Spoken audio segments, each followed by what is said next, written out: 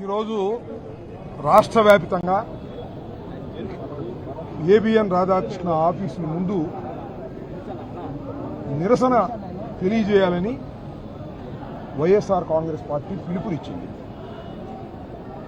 దానిలో భాగంగా అన్ని జిల్లా హెడ్ క్వార్టర్లోనూ ఏబిఎన్ ఆఫీసుల ముందు నిరసన తెలియజేసే కార్యక్రమాన్ని చేపట్టడం జరిగింది. శాంతియుతంగా ప్రజాస్వామ్య పద్ధతుల్లో.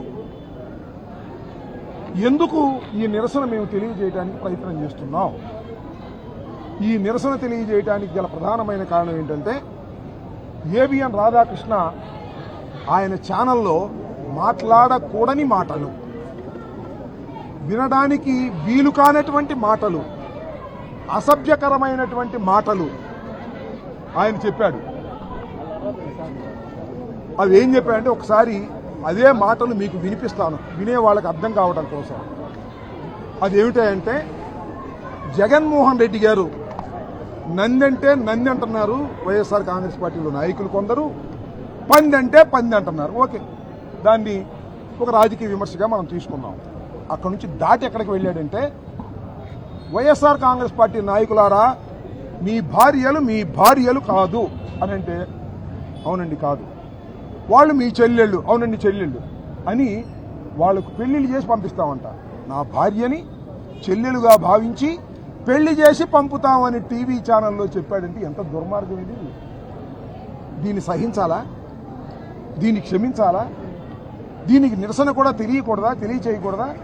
నేను హైదరాబాద్లో ఆయన ఆఫీసు ముందు చాలా శాంతియుతంగా నిరసన తెలియజేశాం. దాడి చేశామన్నారు, ఇవాళ కూడా దాడి అంటారు. ఇవాళ కూడా చాలా ప్రజాస్వామ్య పద్ధతుల్లో నిరసన తెలియజేసే కార్యక్రమం చేస్తున్నాం. ఇంకోటి ఏమంటున్నామంటే డిమాండ్ చేస్తున్నాం, అయ్యా నువ్వు క్షమాపణ చెప్పు అని. ఇవాళ నేను డిమాండ్ చేయను, ఐఎమ్ రిక్వెస్టింగ్.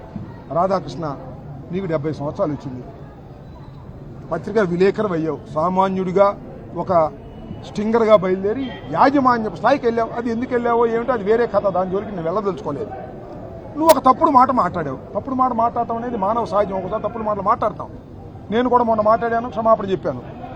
ఇవాళ కూడా మీరు బయటికి వచ్చి ఆగండి సార్, ప్లీజ్ ఆగండి, ఏమండి ఆగండి సార్, ఏమండి ఎంపీ గారు, ఏంటండి ఇది?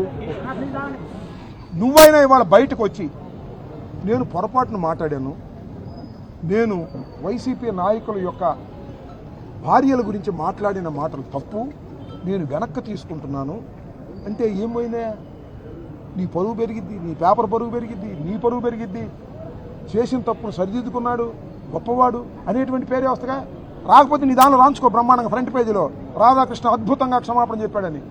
ఇప్పటికైనా చెప్తున్నా రాధాకృష్ణ, నీకు మానవత్వపు విలువలు తెలిసి ఉంటాయి, నీకు పత్రిక యొక్క విలువలు తెలిసి ఉంటే కమాన్ బయటకు వచ్చి నేను చేసింది పొరపాటున జరిగింది, నా కలం నుంచి పొరపాటున వెలువడింది, వెనక్కి తీసుకుంటున్నాను, నన్ను క్షమించండి నేను ఒక మాట అంటే నీ పరువు ప్రతిష్టలు పెరుగుతాయా? అలా కాకోకుండా మేము ధర్నాలు చేస్తుంటే లాఠీ చార్జీలా? ఏందండి నాకు అర్థం కాలేదు. ఈ శంకర్ విలాస్ సెంటర్ కలకల్లాడుతుంటుంది. ఈ శంకర్ విలాస్ మూసేశారు, ఆ భవానీ సిల్క్ మూసేశారు, ఇదేంటి జాకీ షాప్ మూసేశారు, ఇదేదో ఫ్యాన్ షాప్ మూసేశారు, మొత్తం మూసిపారేశారు, సందంతా మూసేశారు. రాధాకృష్ణ ఆఫీసు ఉన్న పాపానికి సందు మొత్తం కొట్లన్నీ మూసేశారు. మళ్ళీ ఆ సంఘ డైరీ కూడా మూసేయండి. అక్కడికి వస్తే మమ్మల్ని రానిలా. మేము అడిగాం, అయ్యా అక్కడ దాకా వెళ్ళండి, అక్కడ బారికేడ్ పెట్టుకోండి, ఇక్కడికి వచ్చి మేము కాసేపు డిమాన్స్ట్రేషన్ చేసి ధర్నా చేసి 2 మాటలు చెప్పి వెళ్ళిపోతామని. మేము ఒప్పుకోండి, మా రాధాకృష్ణ కుదరదు, మావాడు. ఏం మీవాడయ్యా? ఆ గంగా శ్రీనివాస్కి ఆలవుడంట, ఇంకో శ్రీనివాస్ వచ్చాడు, గంగా వెంకటేశ్వరు, ఇంకో శ్రీనివాస్ వచ్చాడు, బెల్లం శ్రీనివాస్ ఆలవుడంట, ఆ వంశీదేవి అక్కడ ఉన్నాడు. వీళ్ళందరూ ఏంది నాకు అర్థం కాల ఓవర్ యాక్షన్ ఎందుకు? ఈ మొత్తం మూసేశారే, మొత్తం అంతా చాలా పకడ్బందీగా చేశారే, శబాష్ బ్రహ్మాండం చేశారయ్యా, నువ్వు మెచ్చుకోవాలి, అభ్యంతరం ఏమీ లేదు. లాండ్ ఆర్డర్ కాపాడటానికి అడుగుతా ఉన్నా. మా ఇంటికి వచ్చినప్పుడు 31వ తారీఖు నేనేదో పొరపాటున మాట్లాడని నా ఇల్లు ముట్టడిస్తాము అని తెలుగుదేశం వాళ్ళు ప్రకటించారు. ఆ రోజు ఏమైంది పోలీస్ బందోబస్తు? ఏమండి ఆ రోజు ఎందుకు మూయలేదు షాపులన్నీ? మా ఇంటి దగ్గరికి వచ్చారే, మీరు ఉన్నారే, పోలీసులు ఉన్నారే, ఈ గంగా వెంకటేశ్వర్లు ఉన్నాడు, మాతో పాటు లోపలికి వచ్చాడు, ఆ వంశీ ఉన్నాడు, అందరు తీసుకొచ్చారు, వీళ్ళే తీసుకొచ్చి మా కార్లు బాగలగొట్టారే, మా ఇల్లు బాగలగొట్టారే, నా ఆఫీసు బాగలగొట్టారే, నా భార్య పిల్లలను తిట్టారే, నన్ను కొట్టడాక వచ్చారే, ఆ రోజు ఏమైందయ్యా పోలీసులు? అది ధర్మమా? పెట్రోల్ బాంబులు వేశారే, ఇప్పుడు నుంచి ఎప్పుడు దాకా ఉన్నారు? ఇప్పుడు నుంచి ఎప్పుడు ధర్నా? ఇంకా మేము ఇంకో 10 నిమిషాల్లో ముగిద్దాం అనుకుంటున్నాం. ఇప్పుడు నుంచి ఎప్పుడు దాకా ఉన్నారు? 5ంటికి వచ్చి 12:20కి వెళ్ళారు. అన్ని గంటలు 7 గంటల సేపు ఉంటే ఏమండి పోలీసులు కాకి బట్టలు వేసుకున్నారు, గుడ్డి గుర్రాలకు పళ్ళు అవుతున్నారా? లాఠీ ఇదిలేదే, ఇప్పుడు అక్కడ ఇదిలించారుగా లాఠీ మా మీద. ఏ రాధాకృష్ణ మీ వాడేనా? మేము మీ వాళ్ళం కాదేనా? పోలీసుల్లో కూడా ఈ వ్యవస్థ ఉంటే ఎలాగని అడుగుతా ఉన్నా. అంబటి రాంబాబు ఇంటి మీదకి వస్తే పోలీసులు ఏం మాట్లాడ దగ్గరే ఉంటారు, లాఠీలు పట్టుకుని ఉంటారు, ఏం మాట్లాడ పోలీసు బందోబస్తు ఉంటుంది. ఇళ్ల మీద పెట్రోల్ బాంబులు వేస్తుంటే చూస్తూ ఊరుకుంటారు. కేసు కూడా పెట్టలేదు. మీ దుంప జగ కేసు పెట్టి అరెస్ట్ కూడా చేయలే. అందరి సంగతి తేలుస్తా, కేసు పెట్టని పోలీసు అధికారుల సంగతి తేలుస్తా, ఎవరైతే పెట్రోల్ బాంబులు వేశారో వాళ్ల సంగతి చట్ట ప్రకారంగా తేలుస్తా. ఇంత విచక్షణ పనికిరాదు. నిష్పక్షపాతంగా వ్యవహరించండి. క్రైమ్ జరుగుతున్నప్పుడు అడికట్టడానికి ప్రయత్నం చేయండి. మేము క్రైమ్ చేయడానికి రాలా, మేము ఇక్కడికి చాలా శాంతియుతంగా వచ్చాం. బాధ్యత కలిగిన వాళ్ళం 7 నియోజకవర్గాల ఇన్ఛార్జీలు వచ్చాం. మేము చెప్పాం, డిఎస్పీకి చెప్పాం. ఒక డిఎస్పీ చెబితే ఆయన దోసి ఇంకో డిఎస్పీ గారు వచ్చాడు. ఎందుకంటే ఆయన వేరే డిఎస్పీలే, ఈయనేమో మన లోకేష్ గారి డిఎస్పీ, అందుకని ఆయన వచ్చాడు. పాపం అజీజ్ గారిని వదిలేశారు. ఆయన ముస్లిం అయినట్టుగా ఆయన వదిలేశాడు. మన లోకేష్ గారి ఎస్పీ డిఎస్పీ గారు వచ్చాడు. ఆయన అయితే ఒప్పుకోనండి, ఇక్కడ పర్మిషన్ ఏదన్నది మీ పర్మిషన్ నాకు అది కావాల్సింది. నేను మొన్న ఉందా పర్మిషన్? మా ఇంటి మీదకి వచ్చి పర్మిషన్ ఇచ్చారా? ఇవాళ పర్మిషన్ ఎవరు? ఏమైంది? ఇక్కడికి వచ్చామా లేదా? మేము తోసుకొచ్చామా లేదా? అవసరమా అది? మాతో ఉడంబడికి చేసిన ఇక్కడ రండి సార్ రాంబాబు గారు, 1 గంట 2 గంటలు చేసి వెళ్ళండి అని చెబితే ఎంత మర్యాదగా ఉండేది? మా పని మాదేది, మీ లా అండ్ ఆర్డర్ కాపాడిన వాళ్ళు అవుతారు. కానీ వాళ్ళు ఏం చెప్తున్నా నాకు అర్థం కాలే. ఏం అన్యాయం ఇది? నేను మరొక్కసారి చెప్తున్నా, పోలీసులు పక్షపాత ధోరణి వదిలి కొంత మేరకైనా న్యాయం చేయడానికి ప్రయత్నం చేయండి. అదేవిధంగా ఏబిఎన్ రాధాకృష్ణ తన చేతిలో ఛానల్ ఉందనో, తన చేతిలో పత్రిక ఉందనో అడ్డగోలు రాతలు రాస్తే ఇలాంటి నిరసన తెలియచేస్తారు ప్రపంచంలో అనేటువంటి భావన ఆయన కలగవలసిన అవసరం ఉంది.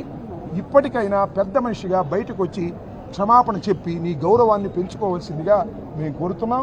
ఇవాళ గుంటూరులో జరిగినటువంటి నిరసనే కాదు, ఇది అన్ని జిల్లాల్లో వైఎస్ఆర్ కాంగ్రెస్ పార్టీ పిలుపు మేరకు జరుగుతున్నటువంటి నిరసన. నిన్న అక్కడ కూడా వెళ్ళి చెప్పాం. ఇందాక చెప్తున్నా దమ్మున్న ఛానల్ అన్న, మరి ఇక్కడ దమ్మున్న ఛానల్ కనపడలే. మరి ఎందుకన్నా ఏం దమ్ము నాకు అర్థం కాదా? ఛానల్కి దమ్ము ఏంటి? బూతులు తిట్టానికి దమ్ము, మా ఆడవాళ్ళని తిట్టడానికి దమ్ము. ఆ దమ్ము కావాలా? ఆ దమ్ము చాలా చిన్న యూట్యూబ్ ఛానల్స్లో కూడా పేరు పెట్టేది లేని వాళ్ళు కూడా ఇష్టం లేని తిడుతున్నారు.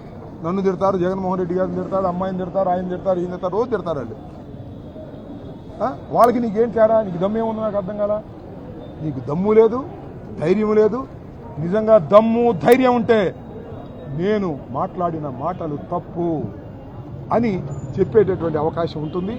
అలా చెప్పనప్పుడు దమ్ము లేని దద్దమ్మవు నువ్వు అని ప్రజలు అనుకుంటారనే విషయాన్ని ఈ సందర్భంగా నేను గుర్తు చేస్తూ, గుంటూరు పోలీసు వారికి మరొకసారి నేను హెచ్చరిక చేస్తున్నాను. మీరు పద్ధతి ప్రకారం వ్యవహరించడం లేదు. ఇది దుర్మార్గమైన పద్ధతి. పద్ధతి ప్రకారం వ్యవహరించేటటువంటి అధికారులు కూడా ఉన్నారు.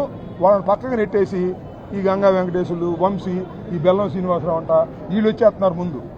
మీరు రాగానే మేము లోకేష్ బంధువులు, మేము చంద్రబాబు బాగా దగ్గర అని కడవాళ్ళందరినీ నెట్టేస్తున్నారు. పాపం సిన్సియర్గా ఉండేవాళ్ళు పాపం వాళ్ళు ఏం చేయలేకపోతారు. ఎందుకంటే అధికారం వాళ్ళది కదా. అధికారం లోకేష్ది, చంద్రబాబుది,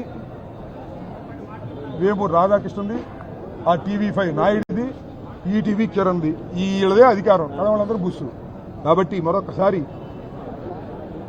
ఈ రోజున ఇంత పెద్ద ఎత్తున వచ్చినటువంటి వారందరికీ ధన్యవాదాలు తెలియతూ, మేము శాంతియుతమైనటువంటి పద్ధతుల్లోనే మా నిరసన తెలియచేయడానికి వచ్చాం తప్ప మరొక విధానం కాదు అని మరొకసారి చెబుతూ, అది నిరూపించుకున్నామని కూడా చెప్తూ, ఇంతటితో ఈ నిరసన కార్యక్రమాన్ని ముగించి వెళుతున్నామని మీ అందరికీ కూడా హృదయపూర్వకంగా తెలియజేస్తాం. డౌన్.